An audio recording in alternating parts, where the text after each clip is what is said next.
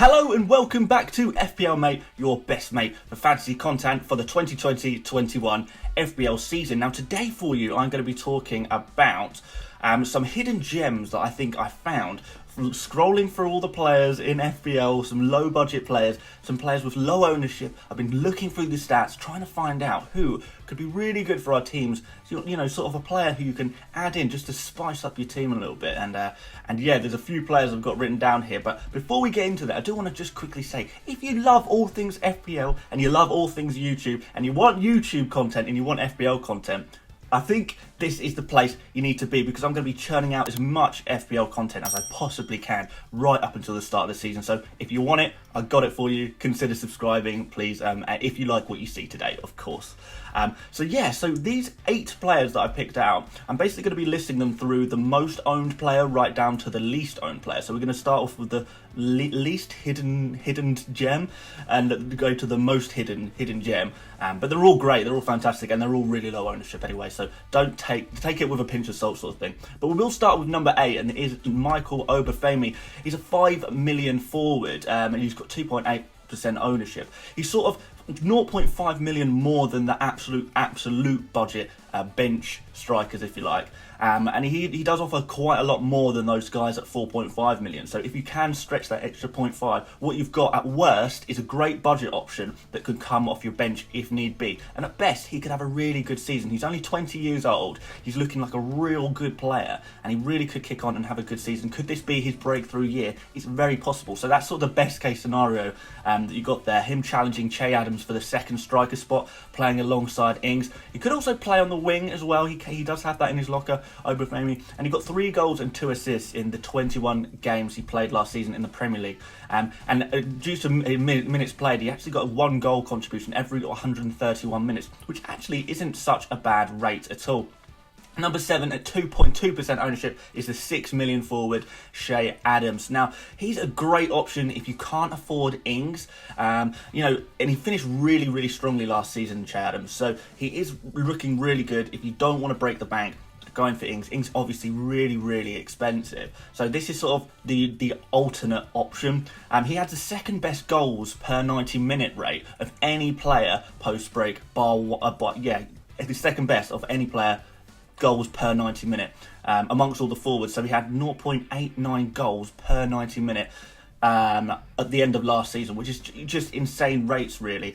So when he's on the pitch, he's a real threat. Adams actually beats Ings for expected goal involvement when he is on the pitch. So unfortunately, he doesn't get quite as many minutes as Ings, just because there are other options up front at Southampton. But 4 goals and 1 assist in 4 starts after the break.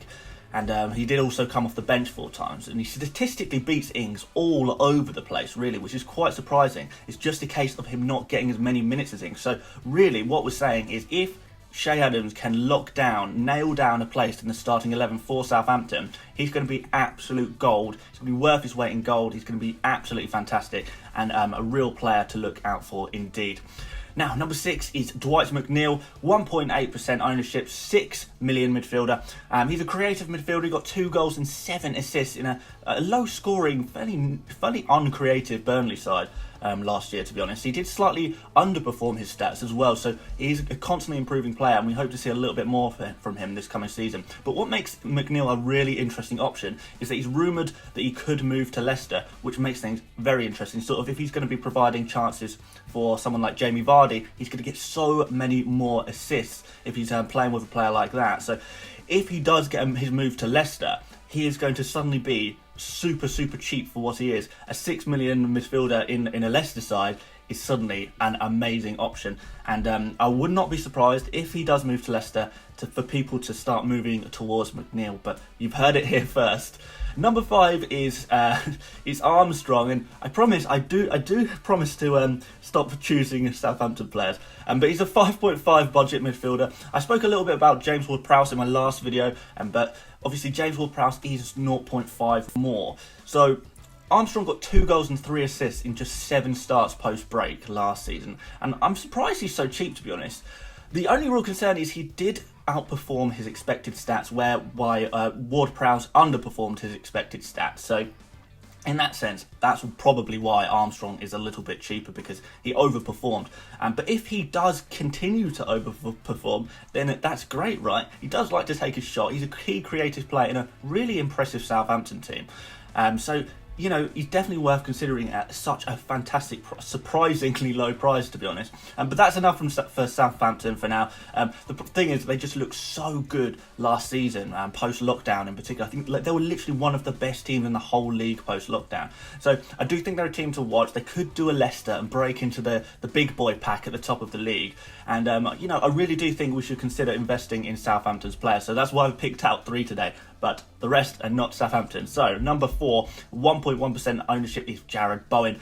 6.5 million midfielder. Perhaps his price is ever so slightly too high. But he does still look like a good choice. Maybe not an amazing choice just because of that price. But he had a really good start to his West Ham career since he joined in January. He topped the assist table post-lockdown. So, the most assists with 4 assists. That's joint with Bruno, KDB and Salah.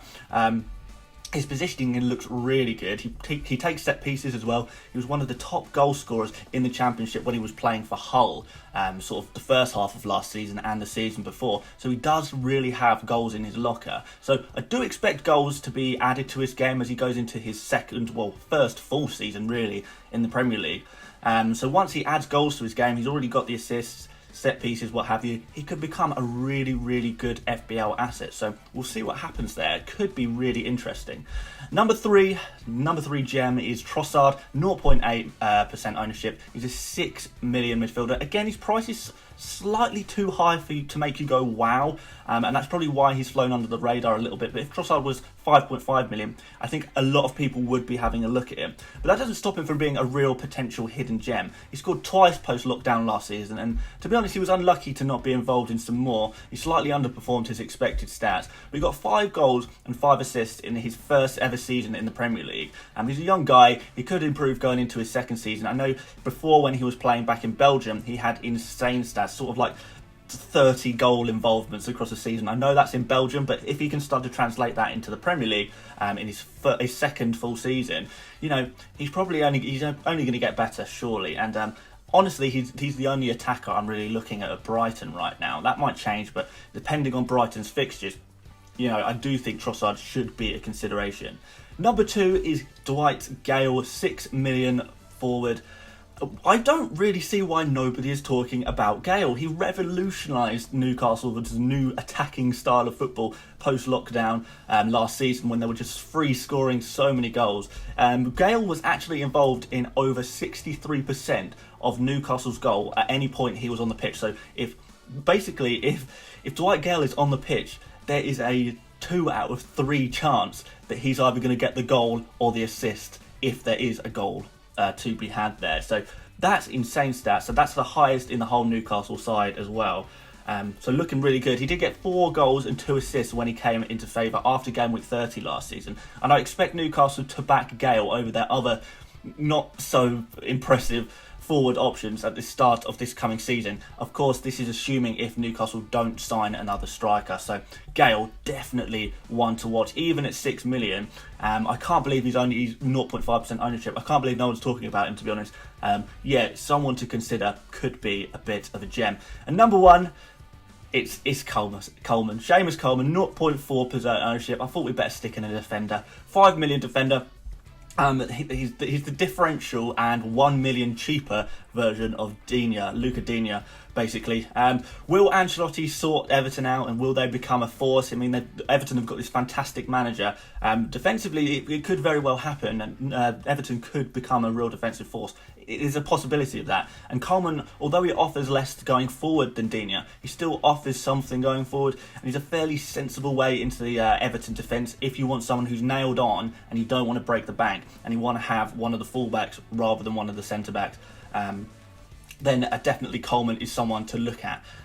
Not the most interesting one to finish on, but like I said, he's the lowest ownership of all the players I've spoken about today. So yeah, there you go. There you have it. Those are my differential picks, hidden gems, whatever you want to call them, players who could potentially have a really good season in 2020-21. So real players to look forward to and keep an eye on. and maybe stick in your team if you're feeling a little bit saucy. So there we have it. Thank you so much for watching. If you did enjoy this video, you like what you see, you want to see more FPL content, I'm going to be providing so much more, so please do stick around, please do subscribe. Like the video if you enjoyed what you saw today. It's really helpful. Every like, if you've got a moment to press that button, that's so awesome if you can do that for me. And with that all said, I hope to see you on the next one, and I'll see you later, mates. Bye bye.